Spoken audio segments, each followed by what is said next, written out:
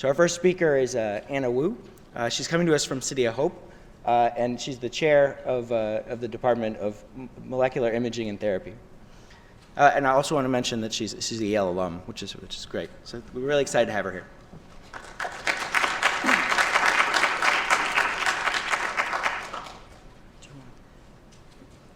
Should I use this? I don't know. Maybe easier if I turn away. That's on. Can everybody hear me?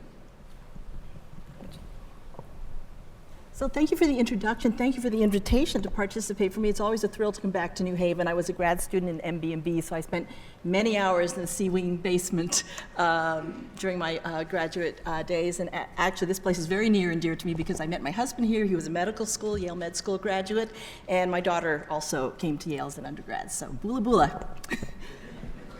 Always happy to come back to New Haven. Okay, my disclosure, and this will come up later, is that I'm the founder, board member, and consultant to a company called Imaginab, which is developing, translating, and commercializing some of these antibody-based imaging agents. And I feel like a stranger in a strange land because I'm not an immunologist. I was an MB&B, so I'm a biochemist. But I'm surrounded by immunologists, so I'm not going to spend much time on this, which you're well familiar with, which has been the ongoing, what we've learned and how we've started to implement what we've learned about the interactions between tumors and the host immune system, and ways that we can hopefully modulate the host immune system to kickstart that immunity and be able to use more effective immunotherapies against cancer. And these are just some of the modalities that many people are exploring: vaccines, cell-based therapies, checkpoint inhibitors, bispecifics for recruiting T cells to the tumor environment. And I was inspired by a good friend when I went to UCLA, Tony Rebus, who many of you know is one of the pioneers in melanoma immunotherapy. And as you know, early on, just dramatic responses to checkpoint inhibitor therapy, such as this patient shown here, before and after FDG-PET scans, showing just the disappearance of this widely metastatic disease setting. But nonetheless, Tony also introduced me to some of the challenges in treating patients with immunotherapy, and this is an example of pseudoprogression, where patients might look worse first in terms of tumor size. Tumors might get larger, they might be hotter on FDG-PET, but if you persist with treatment over 3 months, 6 months, a year, or sometimes even longer, they might get a full RECIST response. And here's a second example down here where you can see lesions getting larger for quite some time before they finally resolve. And the assumption was that this actually was evidence of an active immune response, immune cells infiltrating into tumors. So what I'd like to do, well, first of all, just to sort of back off a bit and just sort of frame the challenges that I hear about and we're trying to address in terms of, on the diagnostic and imaging side, in terms of immuno-oncology, distinguishing true responses from non-responses, delayed responses versus pseudoprogression. I think one of the big challenges in oncology is tumor heterogeneity within lesions, and when disease spreads from lesion to lesion, even within the same patient. We have so much information from rapid autopsy programs that shows how diverse disease can become. And the immune responses can also be heterogeneous. There are many examples where some lesions will respond, other lesions won't respond to an immunotherapy, and we need to understand this. We have a wonderful tool in oncology, which is FDG-PET, but the challenge there, of course, is that immune cells undergo similar analogous metabolic shifts as they become activated. They become very glycolytic. In fact, one of the main reasons you'll have false positives in your PET scan is because of infection or inflammation. Well, in reality, those are true positives because you're measuring glycolysis. You're not directly measuring malignancy. So that becomes a challenge. And then we rely tremendously on biopsies, and there's just been an explosion of sophisticated technologies and analyses so that we can really access very, very detailed and complex information on patients' tumor tissues. But there are sampling limitations, as you know. We're looking at a few slices of one lesion, or we're looking at a core biopsy. We're not accessing or assessing the entire spectrum of disease within a patient. And biopsies are invasive. They're not typically done after initial diagnosis, except for in research settings, or sometimes when they're clinically indicated. But there are places that are difficult, or you really don't want to be able to biopsy. Blood sampling, similarly, very rich information we can derive, circulating tumor cells, exosomes, et cetera. But when it comes to immuno-oncology, one number that stood out to me was the fact that only 2% of your total T lymphocytes are in the circulation. The other 98% are elsewhere, and you're not directly looking at those. So those are some of the diagnostic challenges. And then if we step back and we look at the field of immuno-oncology, we have broader challenges in the clinic in terms of the fact that there are real but modest response rates once we get beyond some of the melanoma and some of the very responsive tumors. And even in those cases, there are patients that don't respond. How do we select patients who are more likely to respond? How do we know when treatments aren't working? You already touched on toxicities, pleuritis, colitis, cardiotoxicities. One of our good friends here, Larry Young, cardiologist, had actually, last time I visited a couple of years ago, mentioned the acutely ill patients that were showing up in the CCU in response to immunotherapy. And so now there's this field of cardio-oncology, and it's really, really important. And then I think we also realize that immunotherapies will probably work better in combination with other immunotherapies or in combination with other modalities. But there's so many possible combinations. How are we going to sort out how to sequence, stage, and dose combination therapies? We have these limited tools. We need better tools. So what I'm hoping to show you today is that molecular imaging, whole body imaging, look at very specific targets, can offer a lot, and it's becoming a reality now. Molecular imaging can offer whole body and non-invasive imaging, so we can assess the entire mouse or patient. And importantly, the immune system is a system. We can look at the full immune system, not just what's happening in the tumor, but lymph nodes, spleen, bone marrow. We don't even know to what extent those changes might be observed and changes might be important. Spatial and temporal imaging and the ability to capture that heterogeneity, specificity, because we are developing imaging agents for very specific in vivo biomarkers. PET is quantitative, so it's not just yes, no, but we can actually measure uptake and activity concentrations or do kinetics and understand, binding rates, et cetera. And so what I'd like to touch on in today's talk are to first talk about technology. What are the ways that people are imaging immune cells and biomarkers in vivo? And then in parallel, hope to introduce you to some of the biological questions that can be addressed. And then by the end of the talk, I'm going to give you some examples of clinical translation, especially from our own work.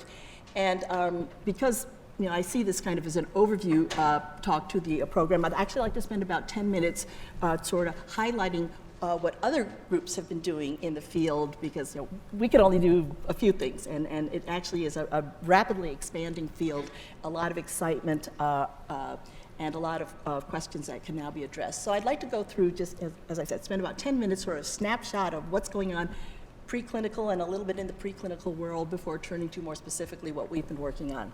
So how do we image immune cells in vivo? I see at least 4 general approaches, and one of them we've already talked about, which is imaging altered metabolisms.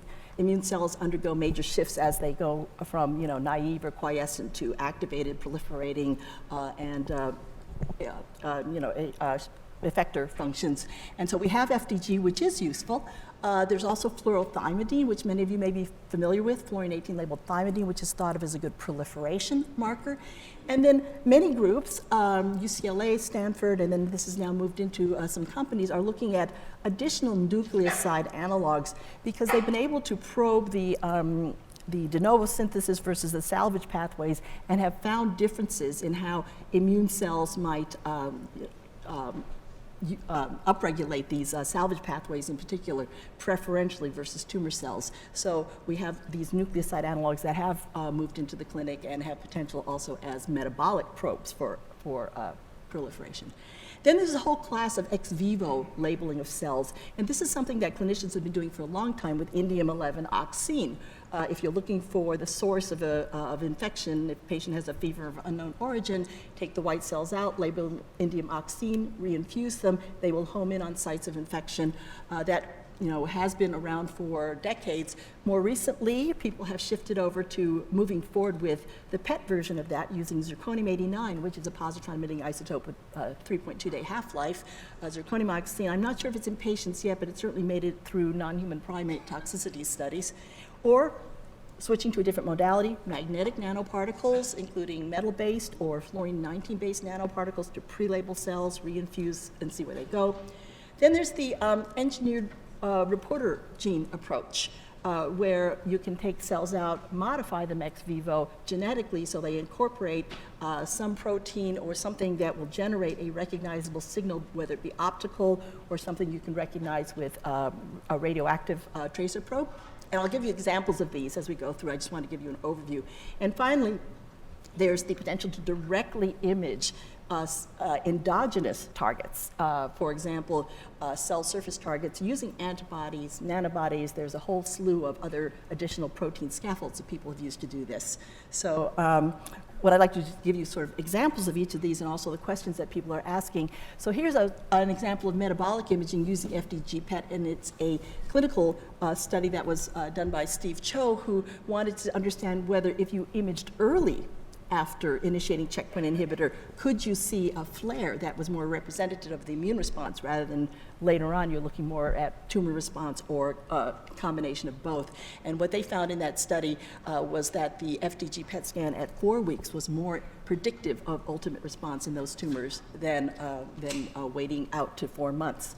And some groups, including I think Mike Farwell at Penn, are looking even earlier, as early as 1 week after starting checkpoint inhibitor therapy to see if there is an FDG-PET flare.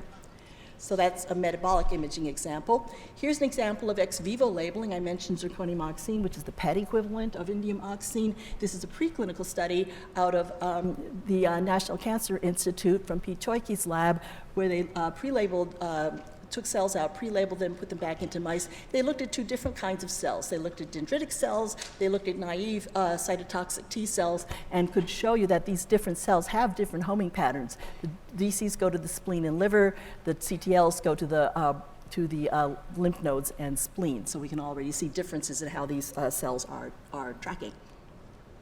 And here's an example of reporter gene imaging. This was, I think, a massive collaboration between Stanford, City of Hope, UCLA, and actually a clinical example where Christine Brown and colleagues have a IL-13 zeta-kine modified cytotoxic T cell for glioblastoma, and they included the herpes simplex virus thymidine kinase reporter gene in those adoptively transferred cells, and those can be picked up using fluorine-18 labeled nucleoside guanosine analog as shown here. They had 7 patients. They imaged 6 were, one was just a single injection only, but 6 were imaged pre and post treatment. And in one of these patients, you can definitely see an increase in signal in the brain when they image using this PET reporter probe, trying to pick up those genetically modified T cells. And here's an example that we actually just played with a little bit at UCLA, where Sotero de Oliveira and colleagues at UCLA are not just genetically modifying T cells, but also doing it in modifying stem cells, hematopoietic stem cells instead. The idea being that in that case, you would actually give rise then to the different lineages such as CD4, CD8, or NK cells that all have your CAR modification on them. And since their construct included the truncated EGFR receptor protein, you could use radio-labeled anti-EGFR antibody for detection, and that also is a suicide gene. You could use the cold antibody in mass doses for ablation. So we demonstrated this in a mouse model where on the left you can see the mouse that was engrafted with the human CAR transduced and EGFR tagged stem cells, and you can see the engraftment into the spleen and bone marrow of these mice.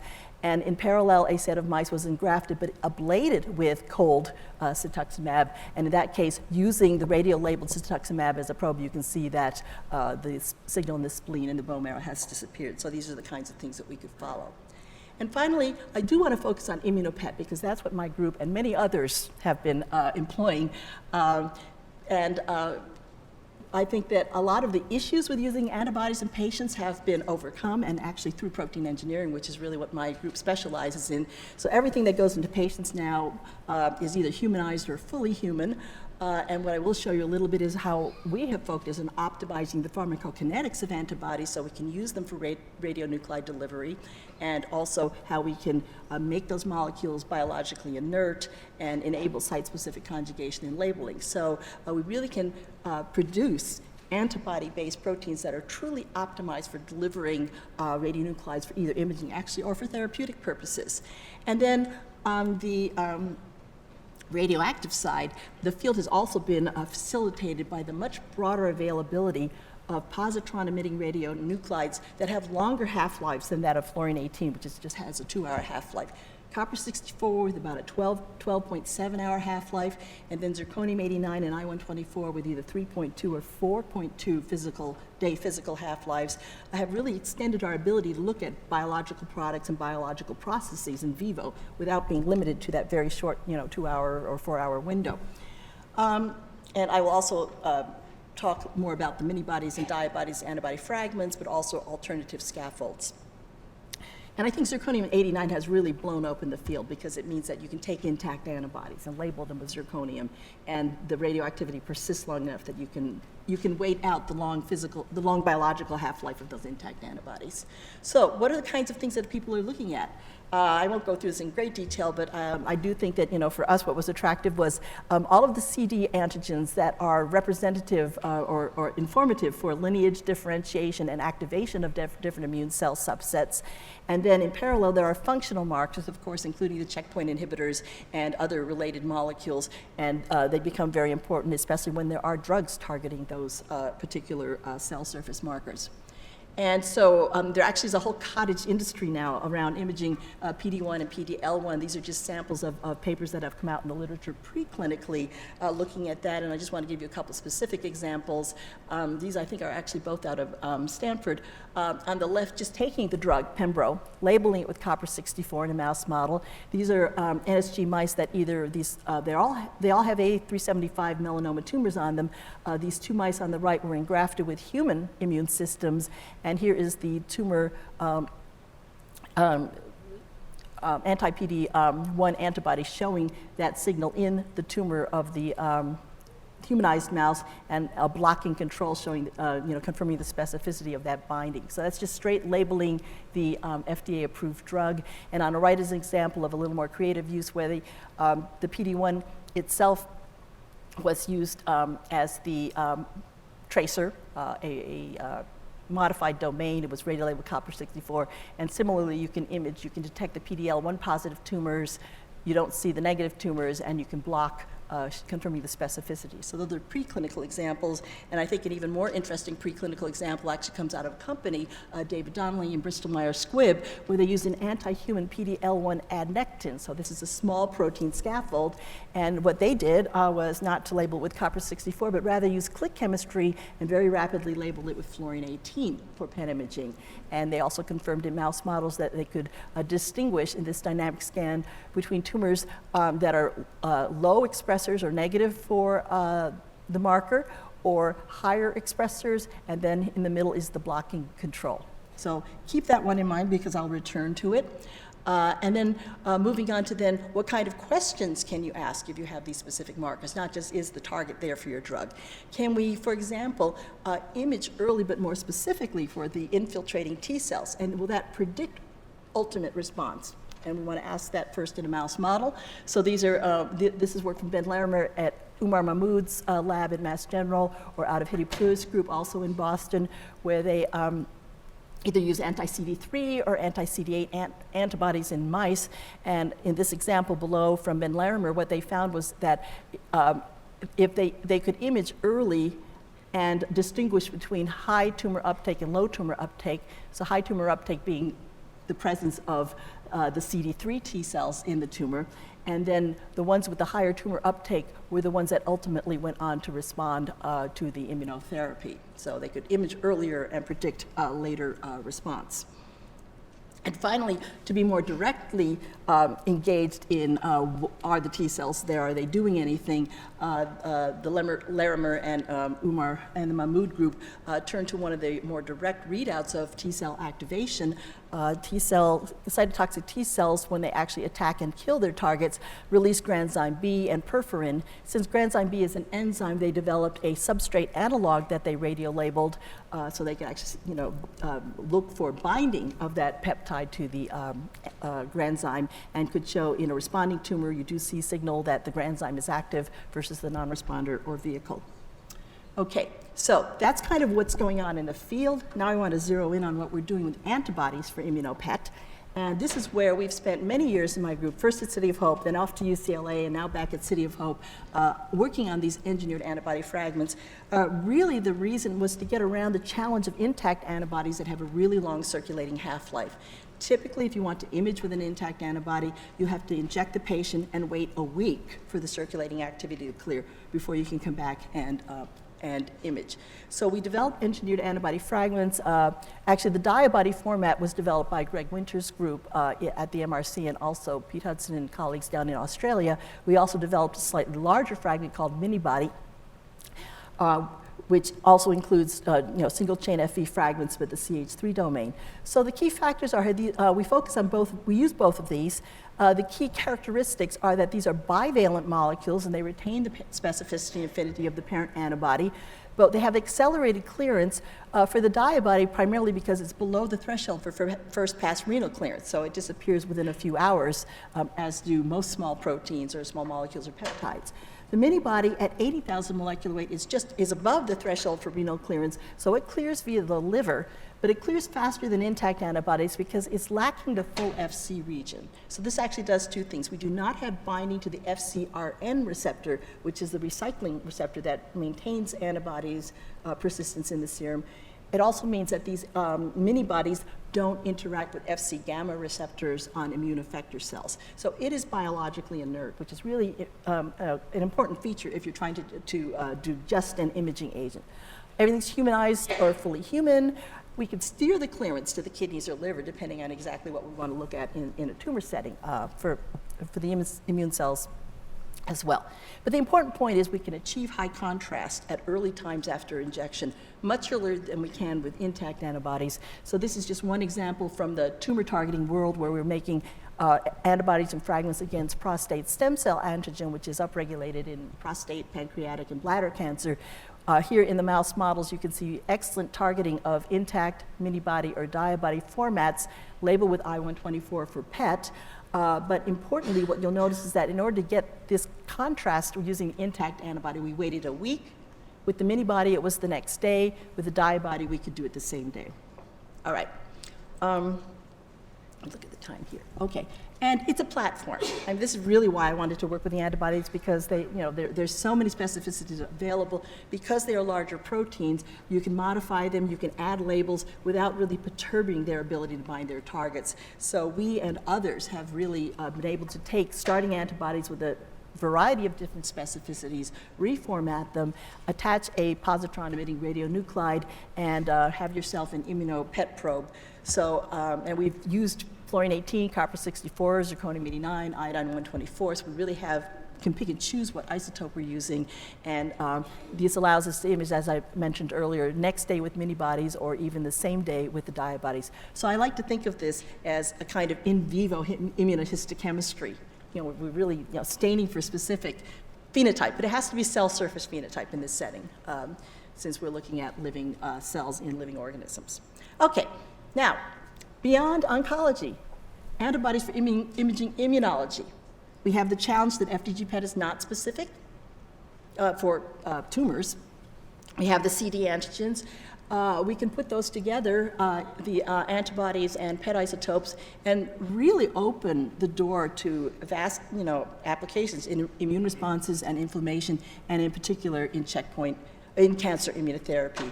So my group initially focused on 3 targets: CD8, CD4, and actually human CD20. So I'd like to walk you briefly through our preclinical studies.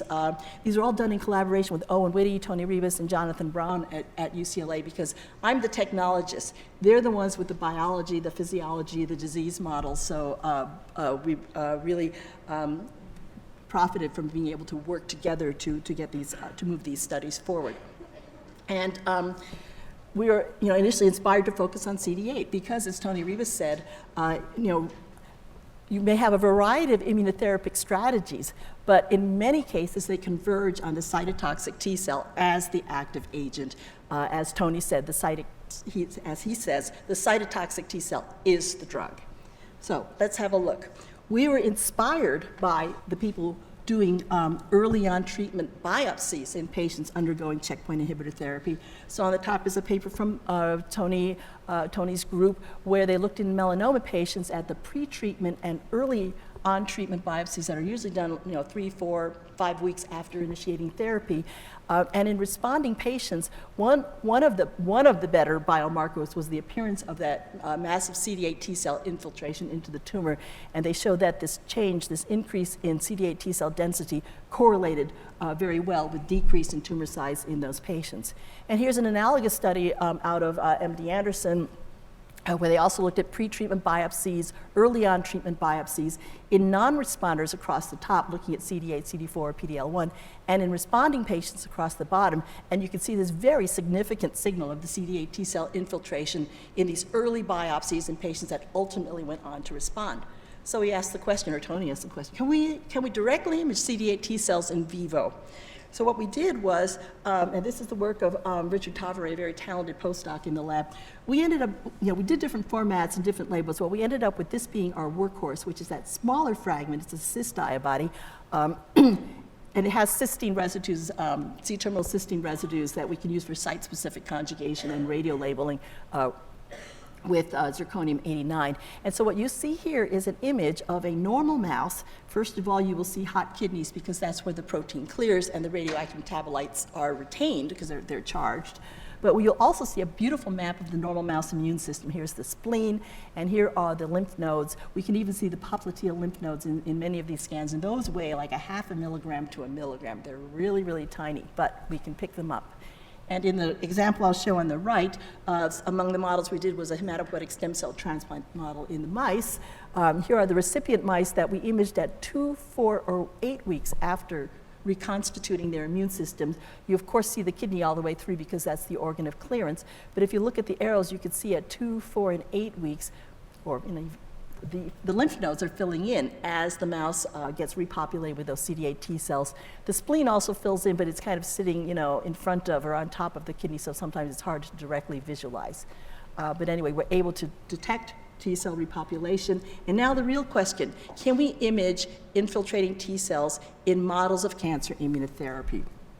So this is now the CT26 syngeneic colon cancer model in BALB/c mice treated with anti-CD137 antibody, or 41BB, which is a general immune stimulatory antibody. And these tumors are very immunoresponsive, so if you treat with anti-CD137, the tumors will regress and eventually disappear by day 20. We look at day 15. If you take the tumors out at day 15 and stain for those anti-CD8 T cells, here they are in massive amounts in the treated tumor. And the question was, can we see that in the mice?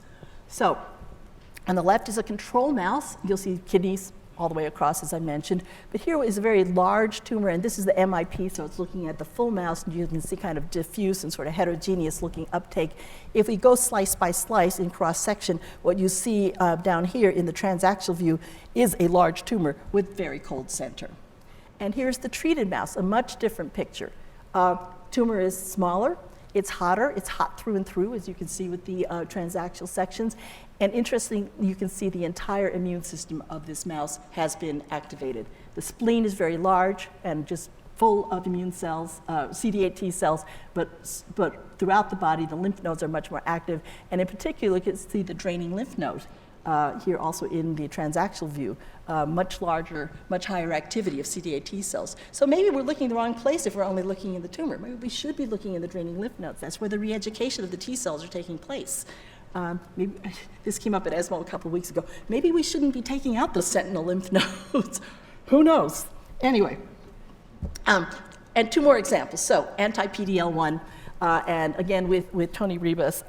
Those of you who work in the field know that this can be challenging because you can, groups of 20 mice, you buy them all or breed them all in the same place, same batch of tumor cells, same batch of antibody, anti-PD-L1 antibody, and only 25 to 33% of the mice will respond. So these are mice, both of which were treated, but one responded better and the other one kind of fell into the non-responding category. But you can still see a similar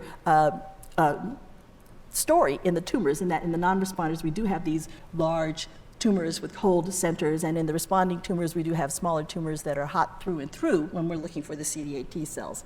And finally, in an example of adoptive transfer of T cells, this is the OT1 ovalbumin-specific model. We have EL4 tumors that are parental ova-negative or transduced to express ovalbumin. We implant the tumor cells, we introduce the OT1 T cells, boost them with IL-2, and then we come back and image. So the cells go in cold. We haven't modified the cells in any way. We just put them in, we wait 5 days, boost them, we ask, okay, where did they go and what did they do? And what we can see is that they've preferentially localized in and are proliferating in or accumulating in the ovipositive tumor, presumably in an antigen-driven immune responsive way. So that's the story with CD8. And we'll move on to translation in a bit.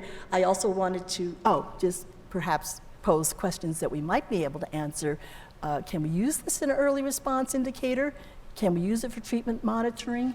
Will the baseline scan be predictive? These are all things that were kind of hinted at through the biopsies, and it's real questions. How can we use these agents now that we have the ability to image CD8? I also want to take a slight detour into CD4. Similarly, we made a diabody, a cys-diabody labeled with zirconium-89. We have that nice map of the mouse immune system, but now looking at the CD4 subsets. And again, in the stem cell transplant model, a similar story. You can see the signal coming up in all of the lymph nodes in the mouse over time, as well as in the spleen. So we had an agent that behaved very well and very specifically detected CD4 instead of CD8. Now this is where I had to go well out of my comfort zone. Into an inflammatory bowel disease model, because that actually was one where our collaborators showed us, told us that you would get a robust CD4 response. So this is the DSS colitis model, 5 days of dextran sulfate sodium in the drinking water. First there's an influx of neutrophils, but by day 11 or 12 there's a massive influx of CD4 T cells. This is all known from histology and immunohistochemistry. Can we image it? And the answer is yes. Here's the control mouse. Beautiful map of normal immune system in the mouse plus kidney.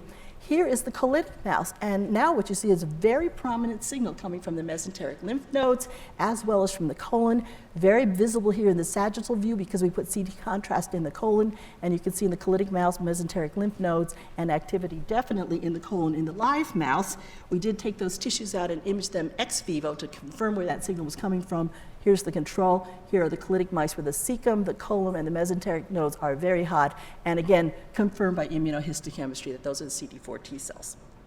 And so what are the potential applications of being able to image CD4 in cancer immunotherapy? Well, if you have a therapy which is, for example, altering CD4 and CD8 ratios, there are some CD4-based therapeutics, and some of the CAR-T preparations are mixtures of CD4, CD8. Some are more just CD8 focused, so it kind of depends on what your therapy is.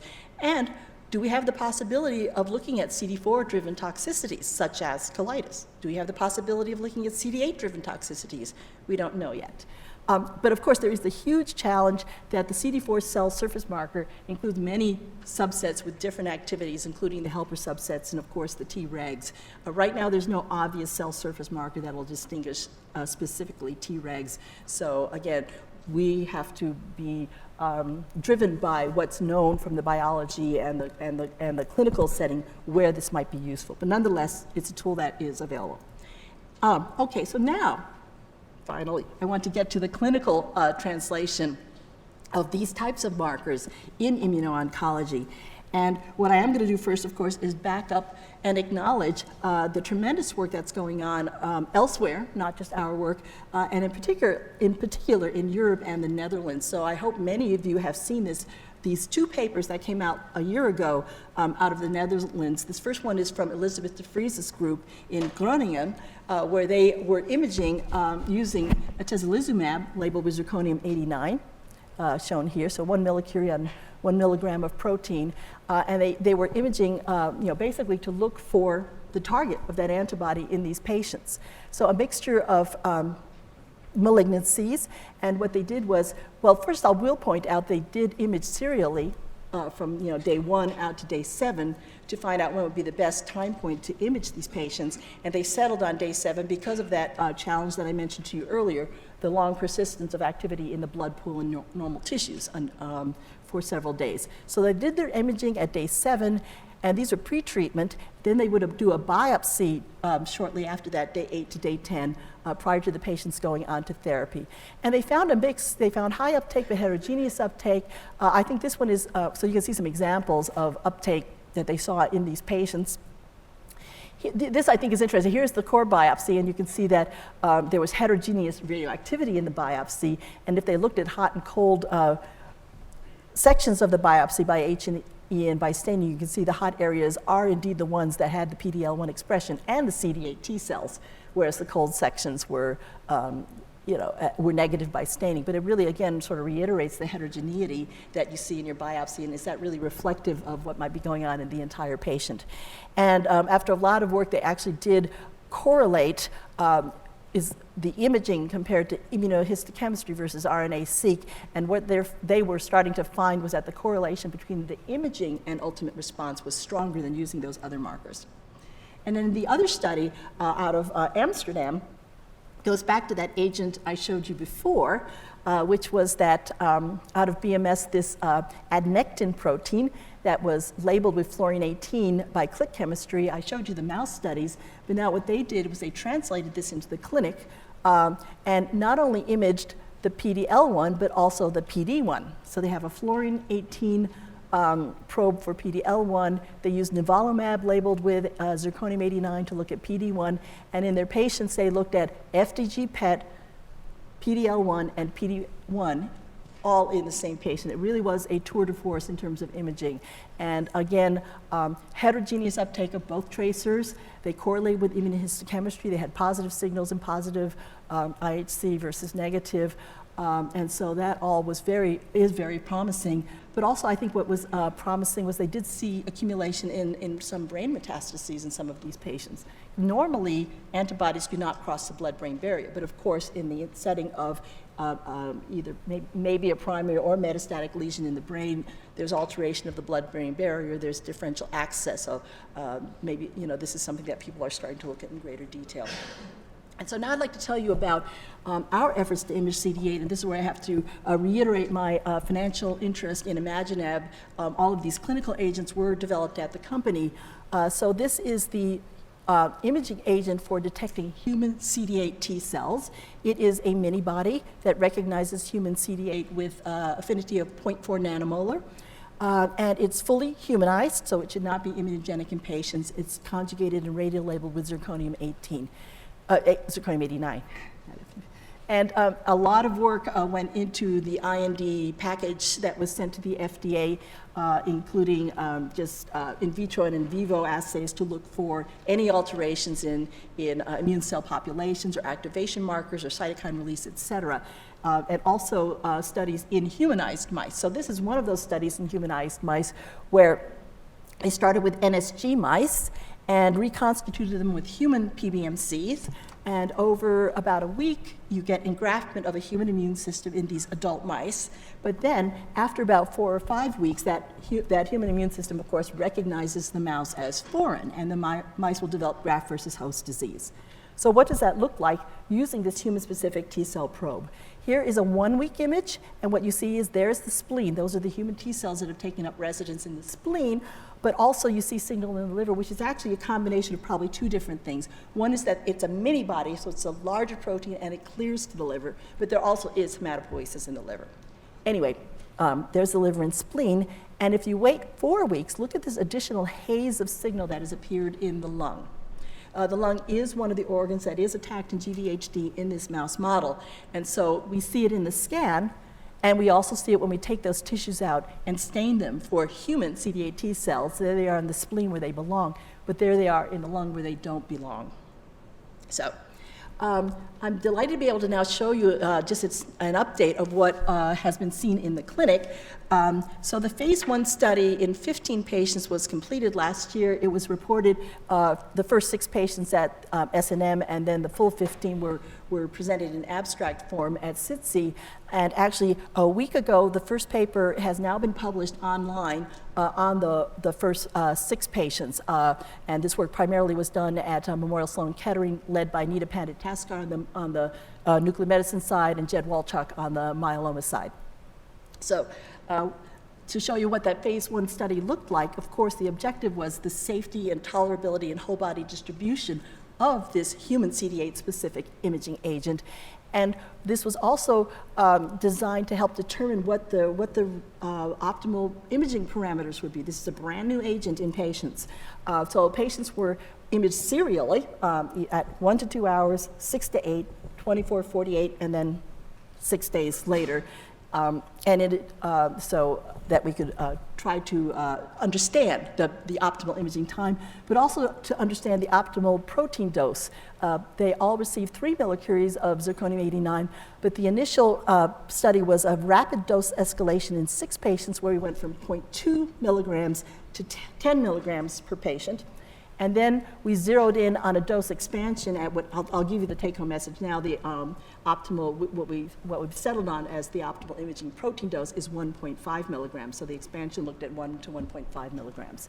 With 15 subjects, half of them were melanoma. Many of the rest were non-small cell lung cancer, 1 hepatocellular. They had a mix of treatment histories. 2 of the patients were treatment naive. 3 had prior checkpoint inhibitor therapy but had gone off therapy, and the rest were on checkpoint inhibitor therapy either for different extents of time. One patient had just gone on to checkpoint inhibitor 2 weeks prior to the CD8 T cell image. Other patients 2 years or longer that they were on inhibitor therapy. And overall, the safety profile we were very happy with. No adverse events, no cytokine release, no blood test abnormalities. One patient had a transient anti-drug antibody that then disappeared.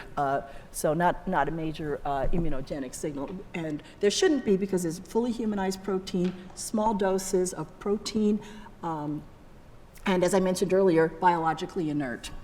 So here are the first 6 patients from 0.2, 0.5, 1, 1.55, and 10 milligrams of protein. And what you'll see right off the bat are there's the spleen, there are the lymph nodes, and there's the bone marrow. So we are seeing the expected immune tissues lighting up. Another thing you'll notice is that actually very good imaging. We were just shocked that with only 200 micrograms of protein in the patient that we could see this. I mean, we put 100 micrograms into mice. So to see this with such a small protein dose, we're really looking at trace doses of the protein.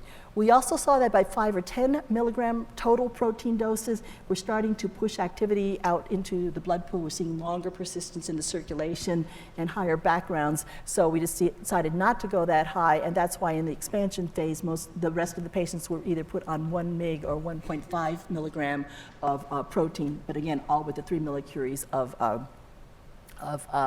zirconium-89. And all 6 dose levels were safe. And now to go through some of the individual patients. This is one of the patients, a gentleman with hepatocellular carcinoma. He was the one that started treatment 2 weeks prior to the CD8 ImmunoPET. And actually what you see here is the day 1 image and the day 6 image. So this shows you that you can image early and you can also have a stable image for quite some time. But you can clearly see these 2 lesions standing out in the liver. And then if we look more closely on the contrast CT, there was this 1 known lesion in the liver. But when we looked with the CD8 ImmunoPET, we definitely saw that lesion. But in addition, we saw a second site of activity in the liver. There were not biopsies in this study, so there's no confirmation as to exactly what that signal was due to. But I think the things that we found are, first of all, we find that we actually can image very early in many of these patients. After 1 or 2 hours, you already have a good sense of what's going on. So you can image from 1 to 2 hours all the way out to 1 week later. Basically, everything's done in the first few hours. The protein disappears very rapidly from the blood. And we can also see these very strong signals against the liver background, and the liver is the organ of clearance. So all of that was encouraging. So that was one patient. Here is, actually this was our first patient, with the 0.2 milligrams of protein. Woman with metastatic melanoma. She had some small lesions in the muscle. And first of all, if you look at the whole body scan, actually I forgot to point this out, but she was our first patient, and we were very pleased to see very little activity in the brain, lungs, liver, kidney. So the normal tissue activity is very low. The immune tissues are very high. When I first saw this, I thought, what are those spots in the liver? But those are actually the tips of the ribs. So that's the kind of detection that you're able to achieve with this agent.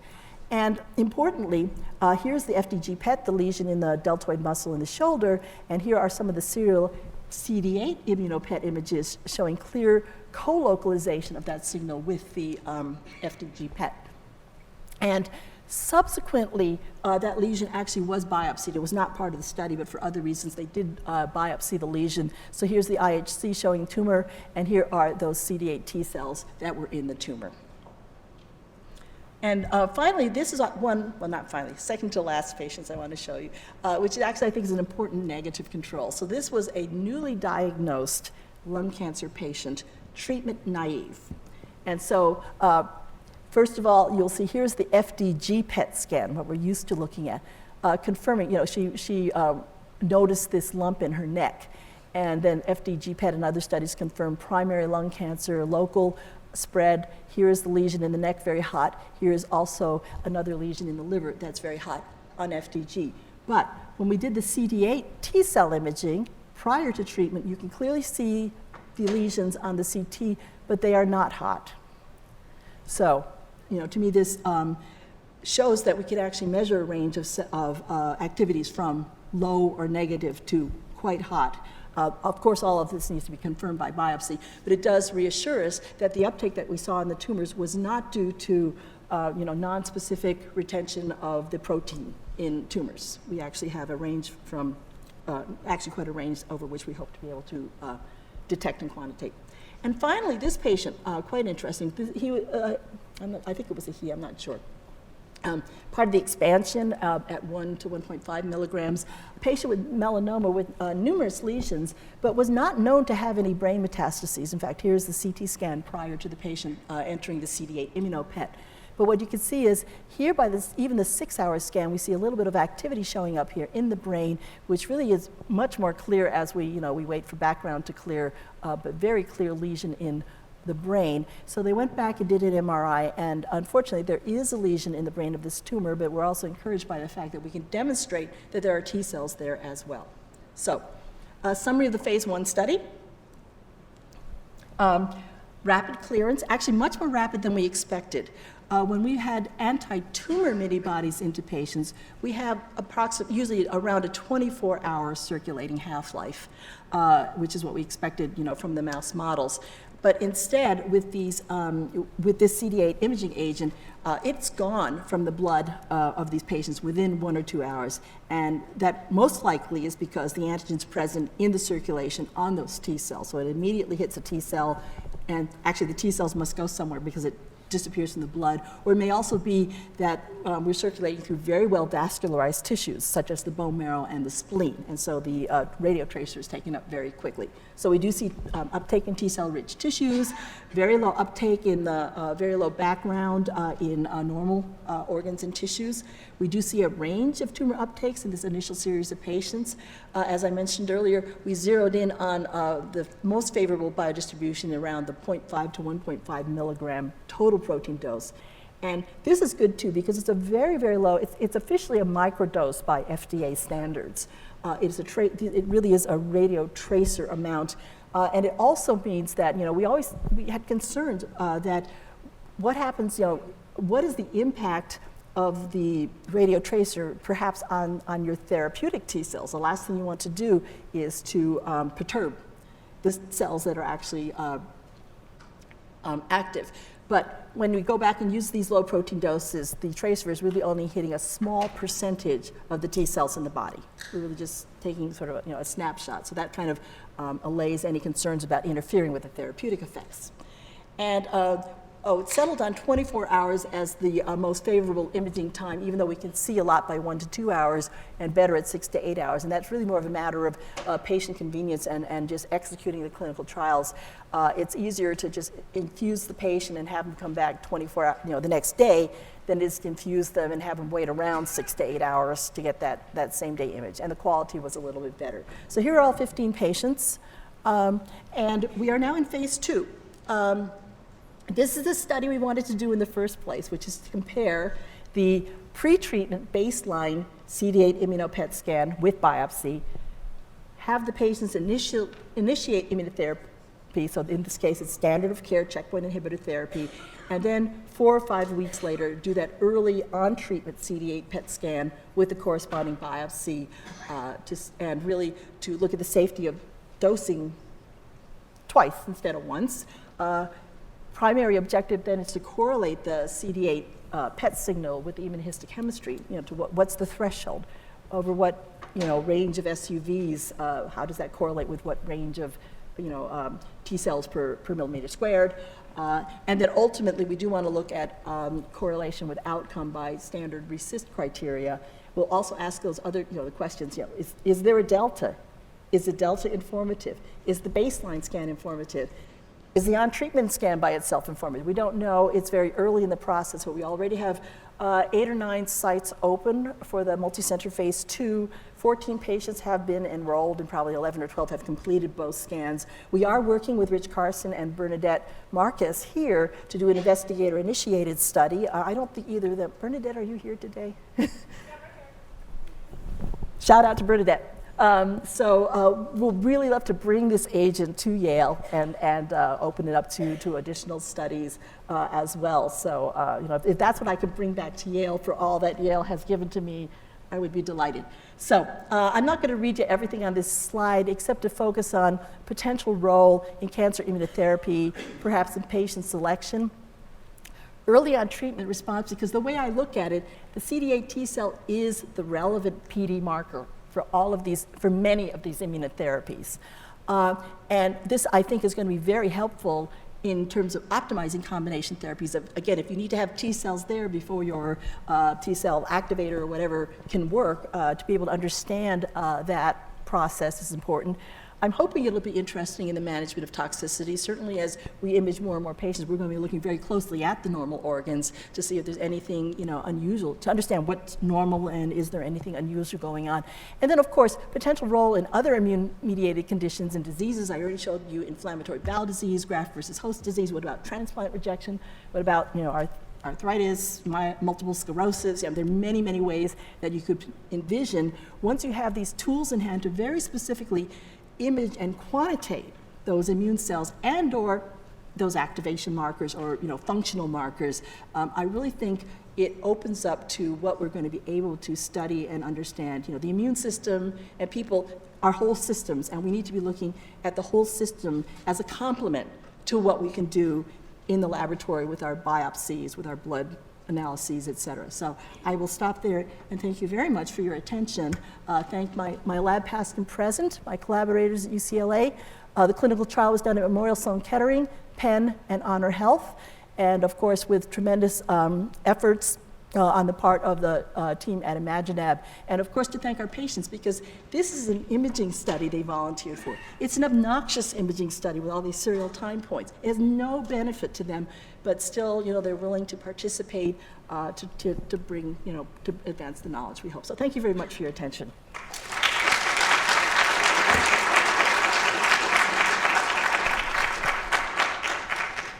Questions? Anna, thanks very much. That was a really great talk. I really enjoyed that. I'm particularly excited about the phase 2 study that you described, which it sounds like you're doing pre-therapy imaging and then at 4 to 5 weeks. Some studies in neoadjuvant settings have shown that earlier time points on therapy may be more informative, like about a week or 10 days out, and that 4 or 5 weeks is what people are looking at now for complete pathological response to predict overall survival. Is it possible to re-image after that first dose at like 6 days? I mean, in this trial it probably wouldn't be, but since you've already loaded them with that, you can just go back and image them again. Yeah, it actually is in this study. There's an optional scan after the first administration, or the idea is to inject the tracer, scan, and then start treatment. And because the half-life of the radionuclide is so long, we have an exploratory image to see if we can detect redistribution of the T cells that were labeled prior to treatment. And I can't tell you what the results of those are yet, but these are all excellent questions. We're just beginning to learn how to use this. The other thing is that we're very interested, of course, in doing a neoadjuvant study, because then you get tissue. So no, we don't know what's the optimal time to image. We went with this because the biopsies indicated that this would be a relevant and interesting time, and logistically too. It worked for the clinical trial. But yeah, all good questions, we want to move towards addressing them, and so that's why it's an exciting time to have access to this. So thanks. Yes. One interesting question is to think about, or how do you rule out a possible effect of the CD8 antibody, minibody, or whichever, with alpha-beta CD8 in vivo that could actually compromise upstream binding to the MHC or downstream to LCK. And I think the major point is that in healthy patient or unstimulated condition, the stoichiometry of the complex may be very different. So you may actually modify the response somehow in patients, and it may also be HLA specific. So it could be patient specific. How do you have any in vitro data or something to show that the CD8 binding doesn't compromise or affect in any, maybe negative or Right. positively, the response? So we do know that the place that the antibody binds to CD8 does not interfere with CD8 MHC complex formation. And we do know, especially then at these low protein doses, we're only going to hit a fraction of the CD8 T cells.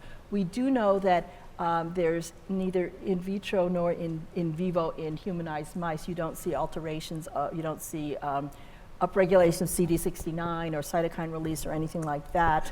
And we're looking in the patients.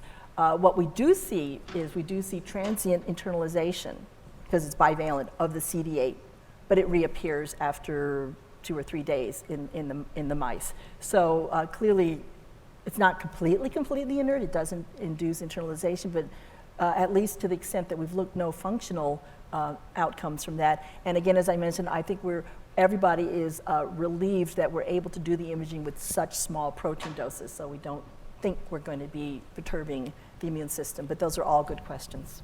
Thank you. Nick. Hey, that was great. So I'm wondering about the sensitivity. How many cells do you think you can get down to? Oh, really good question. And it helps if they're all in the same spot.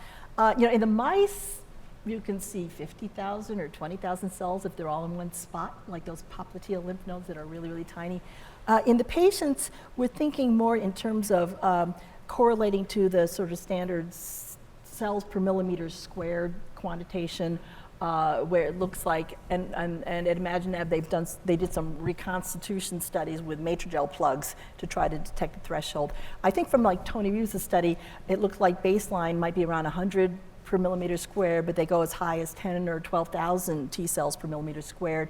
And that information will come out, through the current phase 2 study.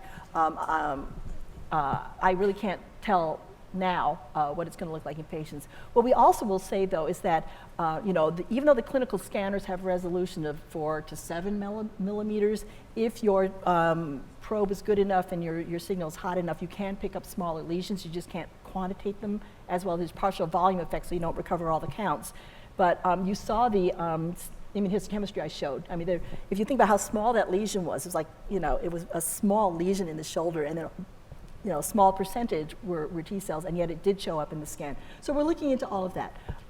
We do see signals, even say in our prostate cancer targeting agent, you would have normal-sized lymph nodes that would be, 6 to 8 millimeters, that would be negative, considered normal by CT or MRI. But we did the PSMA minibody scan, and we could detect very small lesions of tumors within those nodes. So I think sensitivity is good, and we just have to be more systematic about, it's just going to take more patience before we understand, truly what we can. The other problem is, and this came up at dinner or maybe another conversation I had earlier this week, how do you know your false negative rate? The problem is we're not going to biopsy those negative lymph nodes, so there's not going to be a gold standard, because if they're negative on the scan, we're not going to take them out and say, oh, was there a tumor there?